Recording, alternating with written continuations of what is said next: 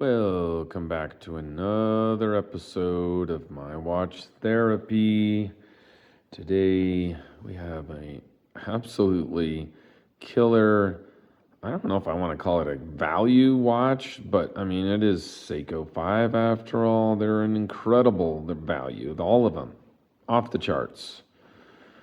We've got here today the SRPL31 reference number. Let's take a moment to connect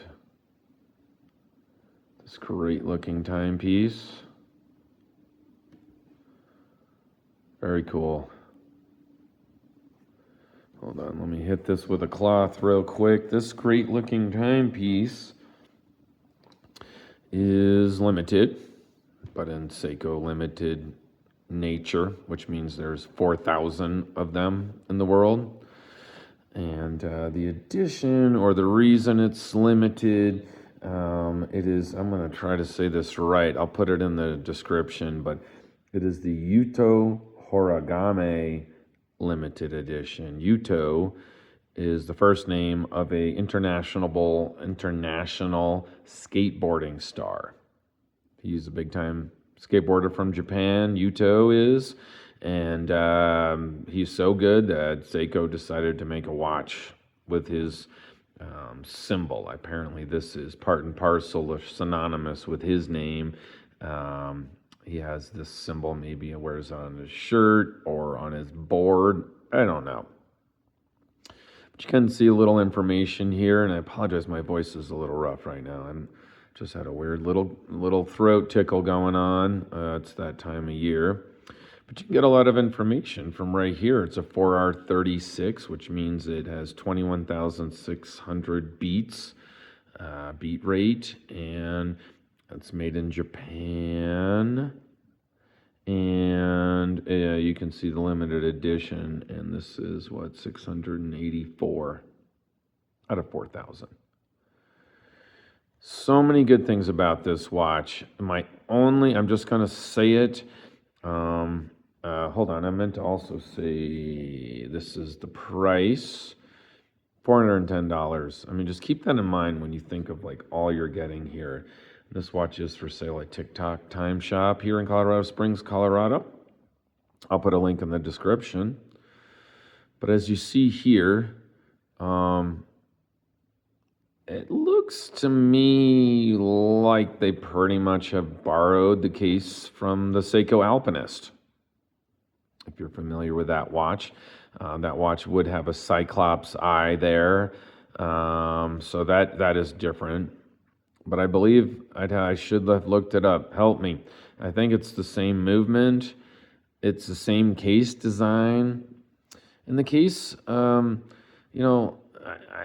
it's great. If it's not broken, why don't try to fix it? Like reuse it for something else. Use it for Yuto, the skateboarding guy.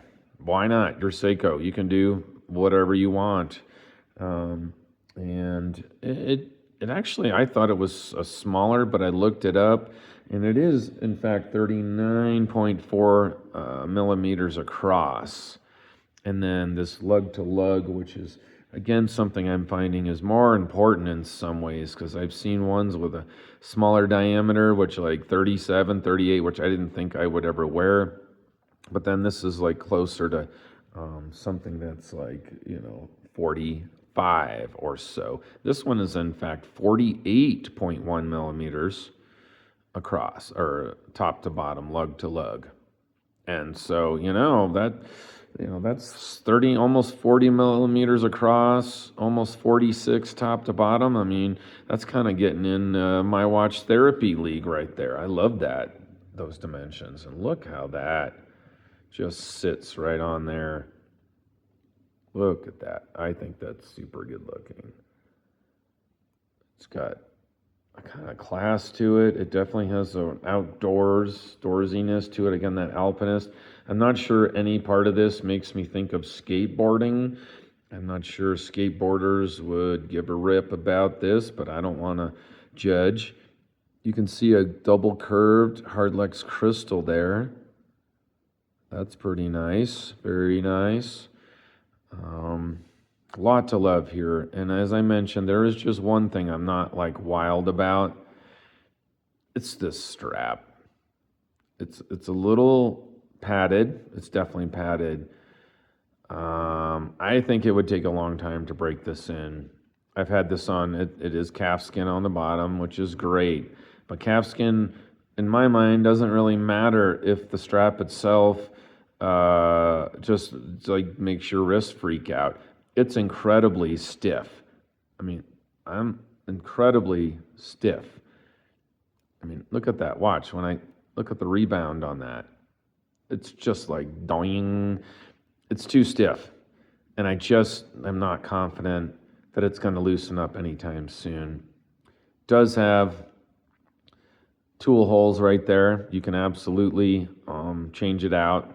And if I own this, I probably would. And throw it on a NATO. I don't know. So that's my only thing.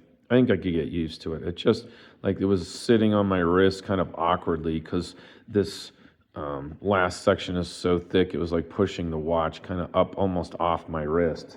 And I didn't feel like torquing it down on my wrist, strapping it hard. So that's kind of how it was. But beyond that, I think you're just getting so much for your money. I think this is a watch and a brand that continues to push the boundaries of what is possible for even sub $500 brand new. Okay, you can get it cheaper used, of course, but for brand new and be able to do that, I think that is just absolutely stunning, accomplishment. It really is. It's got great lume. It's got Lumibrite all over it.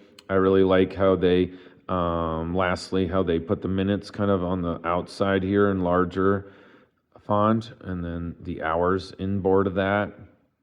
I think that's a nice little touch. Great touch. Yeah, it's super good looking. I really think so. Yeah, but tell me what you think. What's going on with my lens? Yeah, there we go. Tell me what you think. Would you wear it? Would you strap it on? Would you try to put up with this strap or not? Yeah, or just change the strap.